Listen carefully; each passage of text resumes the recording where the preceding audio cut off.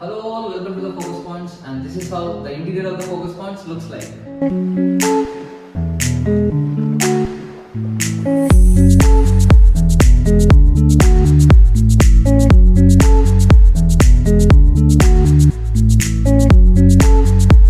వీడియోలో ఏం చూస్తారు కానీ డైరెక్ట్గా ఎక్కడికి వచ్చి చూడండి.